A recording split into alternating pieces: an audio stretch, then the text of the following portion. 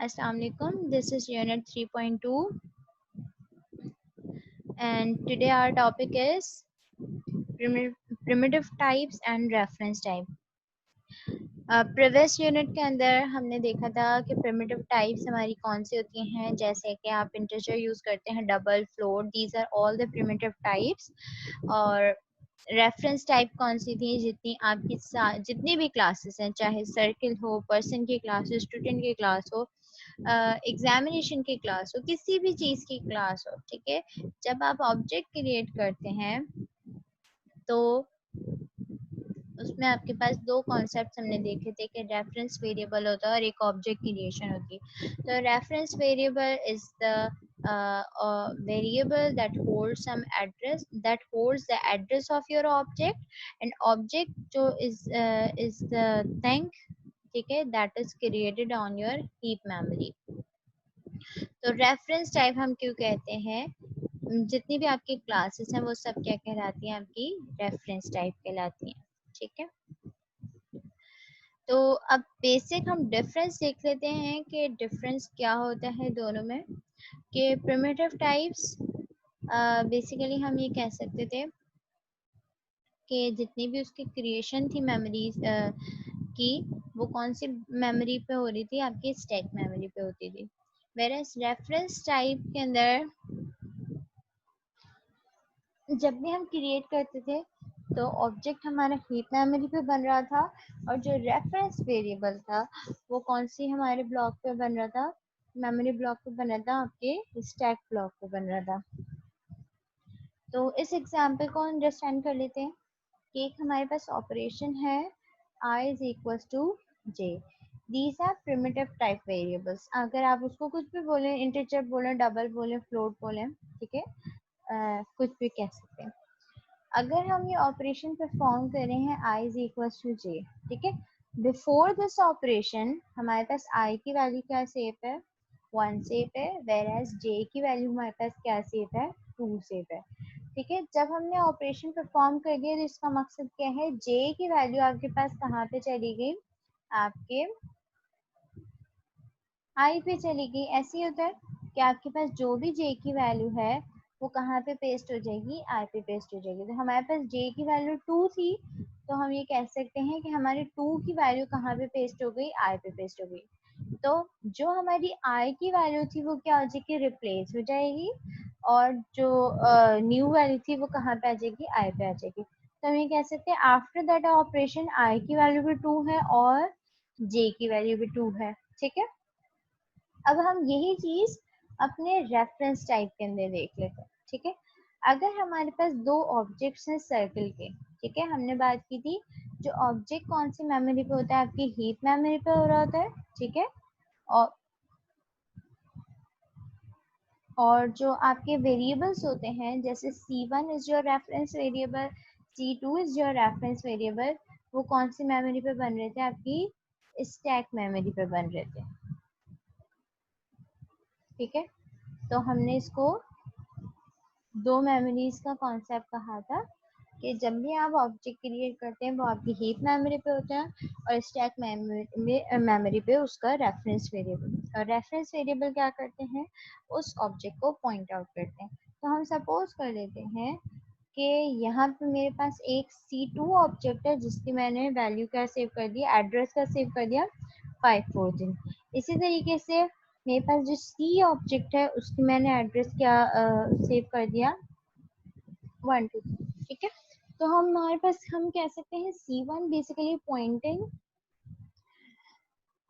123 address और C2 is pointing to the 543 address, ठीक है। अगर मैं ये ऑपरेशन अप्लाई करूं, ठीक है, अगर मैं ऑपरेशन परफॉर्म करूं, इसका मकसद क्या है, C2 का एड्रेस कहाँ पे डाल दो, C1 पे डाल दो, ठीक है। इसका मकसद क्या है, जो भी C2 के अंदर मौजूद है वो कहाँ पे पेस्ट कर दो, C1 में। तो मेरे पास C2 के अंदर क्या चीज सेव है, 543। तो हम ये कह सकते हैं C1 पे क्या रिप्लेस हो जाएगा, 543। तो हमारे पास क्या आफ्टर दैट ऑपरेशन हमारे पास क्या बनेगा, C1 के अंदर भी हमारे पास कौन सी वैल्यू आ जाएगी, 543, और C2 में तो ऑलरेडी हमारे पास कौन सी वैल्यू है 543। तो बेसिकली हम ये कह सकते हैं कि अब दोनों ही हमारे जो रेफरेंस वेरिएबल है वो कौन सा ऑब्जेक्ट को पॉइंट आउट कर रहे हैं, C2 ऑब्जेक्ट को पॉइंट आउट कर रहे हैं। C1 का जो एक्चुअल एड्रेस था 123 था, वो क्या हो गया, रिप्लेस हो गया, किससे रिप्लेस हो गया, 543 से रिप्लेस हो गया।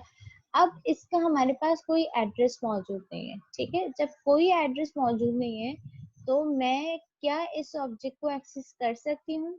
लेट्स सपोज अगर मुझे इस C2 के रेडियस की वैल्यू अपडेट करनी है 20 सपोज, ठीक है।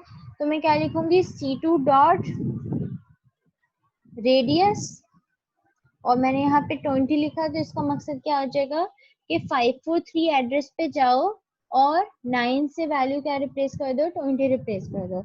अगर मैं यहाँ पे C1 लिखूं तो C1 का भी यही मकसद है कि 543 एड्रेस पे जाओ और रेडियस की वैल्यू क्या अपडेट कर दो, 9 से 20 अपडेट कर दो। तो बेसिकली हम कह सकते हैं मैं C2 को तो दो वेरिएबल से एक्सेस कर सकती हूँ, एक C1 से भी एक्सेस कर सकती हूँ और एक C2 से भी एक्सेस कर सकती हूँ। वेयर एज अगर मैं C1 के रेडियस की अगर वैल्यू अपडेट करना चाहूँ कि लेट्स सपोज रेडियस की वैल्यू 10 हो जाए 5 से, ठीक है, तो मैं इसको एक्सेस नहीं कर सकती। क्यों नहीं कर सकती, बिकॉज मेरे पास इसका एड्रेस मौजूद नहीं है। जब ऐसे ऑब्जेक्ट्स, ठीक है, जब आपके पास ऐसे ऑब्जेक्ट्स रह जाते हैं जिनको कोई भी पॉइंट आउट नहीं कर रहा, मतलब हम क्या कह सकते हैं, इनका कोई भी पॉइंटर मौजूद नहीं है, मतलब इनका रेफरेंस क्या हो गया, एक तरह से नल हो गया, ठीक है। मैंने इसको यहाँ पे क्या लिख दिया, इसका रेफरेंस क्या हो गया, नल हो गया। नल का मकसद कि कोई भी इसे एक्सेस नहीं कर सकता। ऐसे ऑब्जेक्ट्स को हम क्या कहते हैं, जावा में गार्बेज कहते हैं, बिकॉज हम इनको किसी भी सूरत यूज नहीं कर सकते, क्योंकि हमने क्या कहा था, reference variable is the main thing जिसके थ्रू आप अपने डेटा को एक्सेस कर सकते हैं। अब जब आपके पास एड्रेस ही मौजूद नहीं है तो आप अपने डेटा को किस तरीके से एक्सेस करेंगे। तो ऐसे ऑब्जेक्ट्स जिनके पास नल एड्रेस होता है, ठीक है, जिनको कोई पॉइंट आउट नहीं करता, तो वो हमारे क्या बन जाते हैं, गार्बेज बन जाते हैं। तो garbage is basically those objects जिसको कोई भी पॉइंट आउट नहीं करता, ठीक है।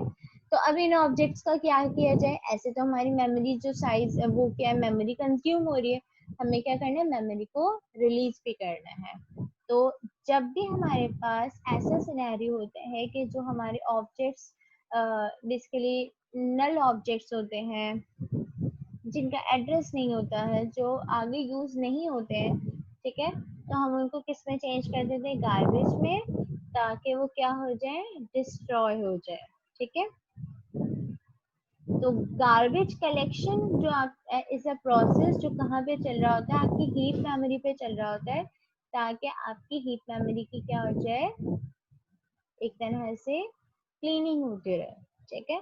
तो अगर हम बात कर रहे हैं कि हमारा जो प्रीवियस ऑब्जेक्ट था वो गार्बेज में चला गया, तो अब हमारे पास कौन सा प्रोसेस चलाएगा, JVM गार्बेज कलेक्शन, ताकि वो क्या करे, गार्बेज को जो भी मेमोरी है उसको रिक्लेम कर सके, मतलब दोबारा से उसको क्या कर सके, रिलीज कर सके, ताकि जो नए ऑब्जेक्ट्स हैं उनके लिए वो जगह हो, ठीक है।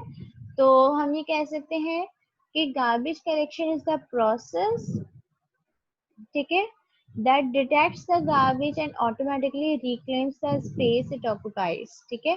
और ये किस तरीके से आइडेंटिफाई करता है कि वो एक गार्बेज है, ठीक है, when the object is no longer needed you can explicitly assign null to the reference variable, कि जब आपको कोई ऑब्जेक्ट रिक्वायर्ड नहीं है तो आप उसके एड्रेस पे नल भी असाइन कर सकते हैं, ताकि वो क्या हो जाए, गार्बेज कलेक्शन प्रोसेस में डिस्ट्रॉय हो जाए, ठीक है। तो गार्बेज